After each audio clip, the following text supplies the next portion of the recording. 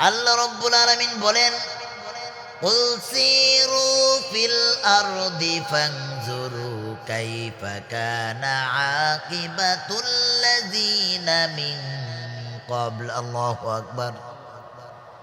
মুসলমান ভাইরা আমার, আল্লাহ রাব্বুল আলামিন বলে, তোমরা জমিনে ঘুরো এবং দেখো আমার নিদর্শনাবলী কত সুন্দর। আমি কত সুন্দর করে আসমান, জমিন, পাহাড়, পর্বত সমস্ত কিছু সৃষ্টি করেছি। তবে তার মধ্যে কত কিছু তোমরা দেখো, সাগর সাগর পাহাড় পর্বত দেখতেছ। এই নিয়ামতগুলোকে দেখে যখন প্রশংসা করো, তখন আমি আল্লাহ রব্বুল আলামিন তোমাদের প্রতি খুশি হয়ে যাই। সুবহানাল্লাহ।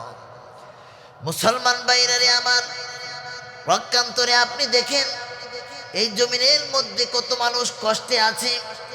এই জমিনের মধ্যে কত মানুষ বিপদগ্রস্ত অবস্থায় দিন কাটাচ্ছে, কত কষ্টের মধ্যে তাদের দিন যাচ্ছে।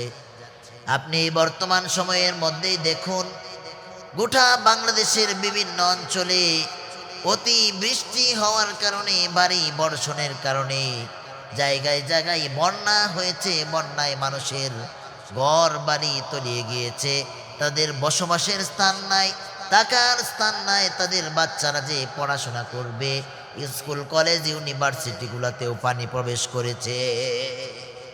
এজন্য তাদের পাশে দাঁড়ানো এটা আমাদের জন্য অত্যন্ত জরুরি, আমাদের জন্য অতি জরুরি তাদের পাশে গিয়ে দাঁড়ানো।